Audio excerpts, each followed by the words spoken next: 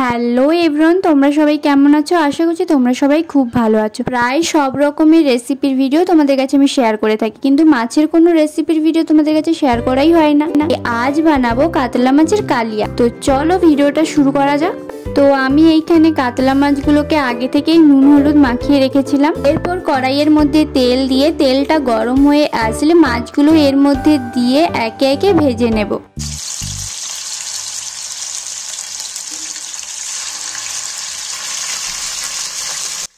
প্রায় 80% ভাজা হয়ে গেলে মাছগুলোকে তুলে নেব। আপাতত মাছগুলো ঠিক এই রকম ভাজা হয়ে আসলে নামিয়ে নেবে। তারপরে একই কড়াইয়ের মধ্যে দিয়ে দেব গোটা দারুচিনি, গোটা এলাচ আর দুটো লবঙ্গ, আর সাথে কুচনো কাঁচা লঙ্কা দিয়ে হালকা নেড়ে চেড়ে নেব। এইগুলো হালকা ভাজা ভাজা হয়ে আসলে এর মধ্যে দিয়ে দেব পেঁয়াজ কুচি। তো এইখানে এই পেঁয়াজগুলোকে হালকা ভেজে নিতে হবে।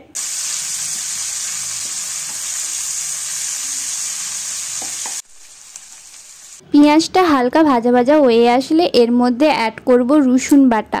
এই পেঁয়াজ ভাজার সাথে রসুনটাকে ভালো করে নাড়াচাড়া করে নেওয়ার পর দিয়ে দেব আদা বাটা আর সাথে দেব টমেটো কুচি। তারপর মশলাটাকে আবারও ভালো করে কষিয়ে নেব। যতক্ষণ না মশলাটার গা থেকে তেল বেরোচ্ছে ততক্ষণ পর্যন্ত মশলাটাকে কষাতে হবে। কিছুক্ষণ এইভাবে নাড়াচাড়ার পর বন্ধুরা দেখতে পাচ্ছ মশলাটার গা থেকে তেল বেরোচ্ছে। তো এই সময় একে একে দিয়ে দেব লবণ, হলুদ গুঁড়ো, লঙ্কা গুঁড়ো, ধনে গুঁড়ো, জিরের গুঁড়ো আর দেব সাথে অল্প পরিমাণে চিনি। তারপর হালকা নাড়াচাড়া করে এরপর অল্প পরিমাণে জল দিয়ে মশলাটাকে ভালো করে ফুটিয়ে নেব। হ্যাঁ, আমি কিন্তু এইখানে কাঁচা গুঁড়ো মশলা নিয়েছি, তোমরা চাইলে ভাজা মশলা নিতে পারো।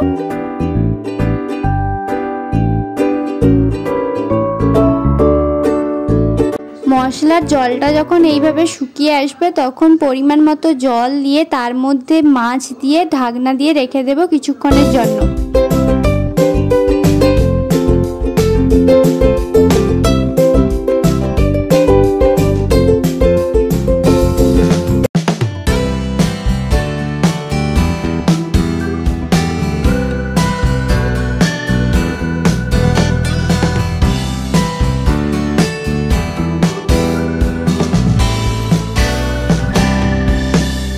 এরপর ঢাকনা খুলে অল্প পরিমাণে গরম মশলা ছড়িয়ে তার ওপর কিছু ধনেপাতা কুচি ছড়িয়ে দিলেই রেডি আমাদের কাতলা মাছের কালিয়া। দেখলে তো রেসিপিটা কতটা সোজা। শুধু দেখলে হবে না, বাড়িতে একবার অবশ্যই ট্রাই করবে। আর তারপর কমেন্ট বক্সে এসে আমাকে কমেন্ট করে বলবে তোমাদের কাছে এই ভিডিওটা কেমন লেগেছে। আর জানো, খেতে একদম বিয়ে বাড়ির মতো লাগছিল। তোমরা অবশ্যই কিন্তু বাড়িতে একবার ট্রাই করো।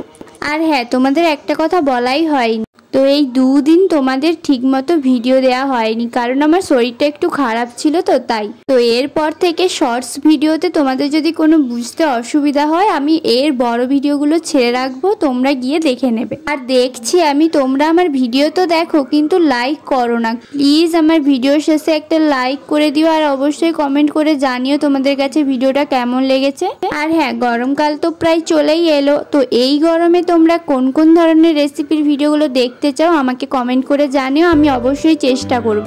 আর যারা যারা আমার চ্যানেলে নতুন এই ভিডিওগুলো দেখছো প্লিজ সাবস্ক্রাইব করে দিও। তো ফ্রেন্ডস, আপাতত ভিডিও আজ এই পর্যন্ত। ফিরছি নেক্সট ভিডিও নিয়ে, ততক্ষণ ভালো থেকো, সুস্থ থেকো অ্যান্ড টাটা।